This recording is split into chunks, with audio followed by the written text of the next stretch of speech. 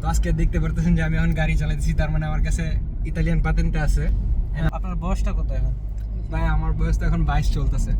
ভাই 21 বছর বয়সে কিন্তু ইতালি আসছে, আসার পরে পাতান্তা করছে, ভাষা শিখছে।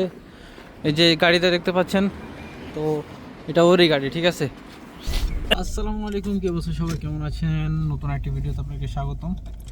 তো অনেক দিন পর আসলে ভিডিও নিয়ে আসা, কাজকাম থেকে শুরু করে বলেন, মানে ব্যস্ততার কারণে আসলে ভিডিও করা হয় না।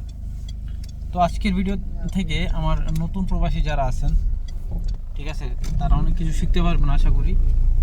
কারণ আজকে আমি আপনাদের সামনে এমন একজন মানুষকে উপস্থাপন করব যে আপনারা আসলে অবাক হয়ে যাবেন, ঠিক আছে।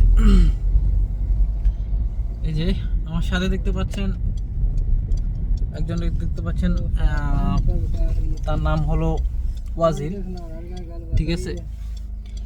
ইতালিতে আসছে, বিস্তারিত তার থেকে শুনবো, যদিও এখন সে ড্রাইভ করতেছে, দারুণ একটু,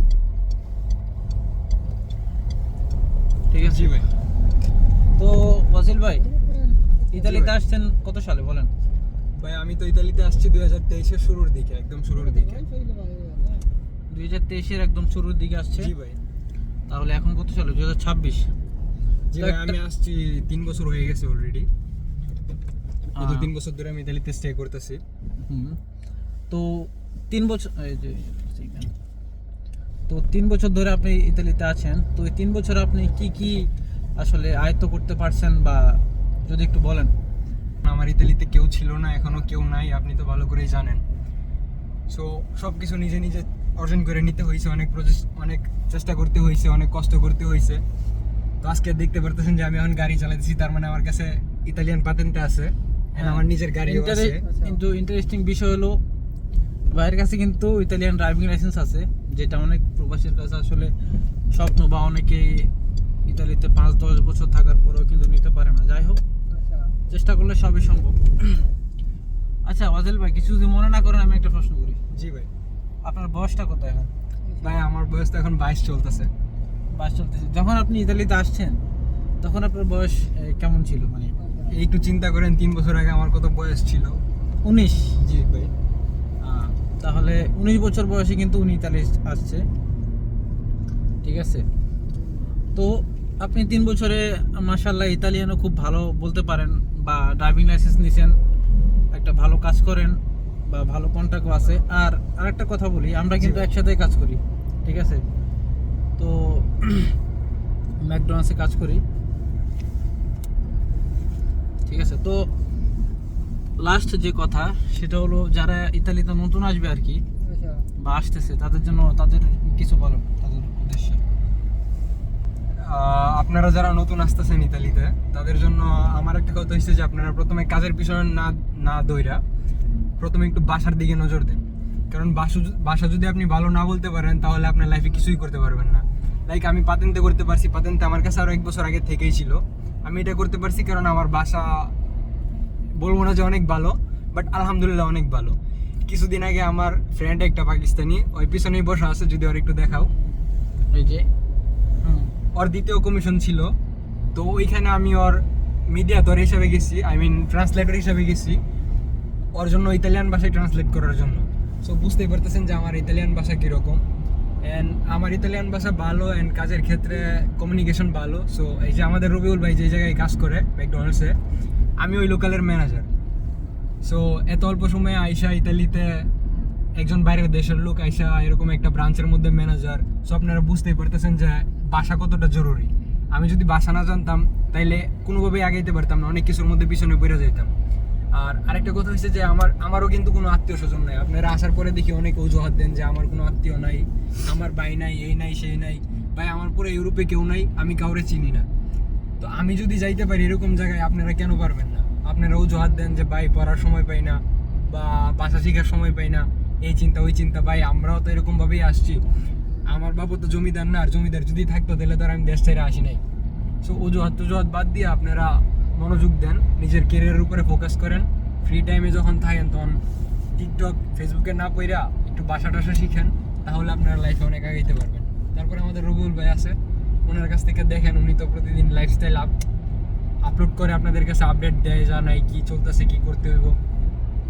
ওনার কাছ থেকে আপনারা প্রতিনিয়ত আপডেটেড থাকেন।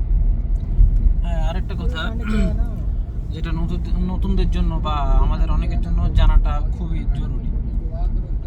ইতালিতে আসার পরে পাতেন্তা আসলে কতটা গুরুত্বপূর্ণ বা কতটা জরুরি? ভাই আসলে ইতালিতে পাতেন্তে যে কতটা জরুরি আপনারা আমি বইলা বুঝাইতে পারবো না। লাইক আপনি একটা জায়গায় খুব কষ্ট মষ্ট করে বাসা টাসা পাইলেন, ঠিক আছে, এখন বাসা পাওয়ার পরে আপনি কাজ যে আপনার বাসার কাছে পাইবেন এটার কোনো গ্যারান্টি নেই।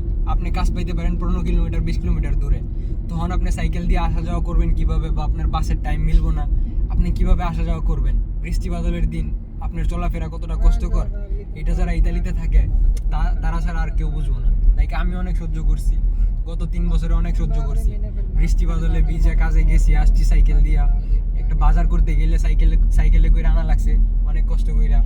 সো ভাই এটার গুরুত্ব অনেক। মানে দৈনন্দিন জীবনে চলার ক্ষেত্রে ইতালিতে পাতেন্তার কোনো দ্বিতীয় কোনো বিকল্প নাই, ঠিক আছে?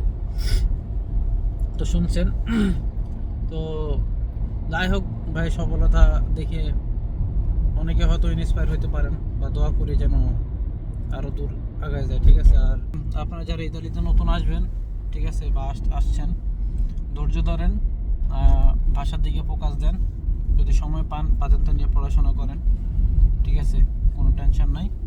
আর পাতেন্তে বলেন যে কোনো ভাষাগত কোনো সমস্যা বা যে কোনো সমস্যার ক্ষেত্রে আপনারা যার মানে প্রয়োজন আর কি, যদি মন চায় তাহলে আমি এই যে ডিসক্রিপশনে ওয়াজিল ভাইয়ের ইমেল আইডি দিয়ে দিব, বা আমাদের ফেসবুক পেজের লিঙ্ক দিয়ে দিব। যাদের যদি কোনো প্রয়োজন হয় নক দিবেন, সমস্যা নাই, ঠিক আছে? তো অল্পতে সফল হইতে হলে কিন্তু ভাষার মানে কোনো বিকল্পই নাই, যেটা যে ওয়াজিল ভাই আপনাদেরকে বললো, ঠিক আছে? তো উনি ইতালিতে আসছে 3 বছর, 19 বছর বয়সে আসছে। 3 বছরে কিন্তু পাতেন্তা বলেন, কাজ বলেন, আপনার ভাষা বলেন, সব কিছুই আয়ত্ত করে ফেলছে। আলহামদুলিল্লাহ, ডকুমেন্ট হয়ে যাবে খুব শীঘ্রই, দোয়া করবেন। তো এখন আমরা একসাথে কাজে যাচ্ছি আর কি, কাজে যাওয়ার পথে ভাই আজকে আসলো, আসার পরে একসাথে কাজে যাচ্ছি, ঠিক আছে? পিছনের ভিউটা একটু দেখায় আপনাদের।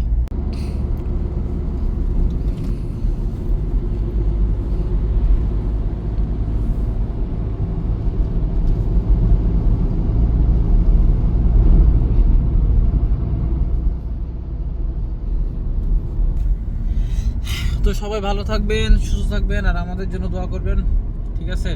কিছু জানার থাকলে কমেন্ট করবেন। তো আল্লাহ হাফেজ, দেখা হবে পরবর্তী কোনো ভিডিওতে।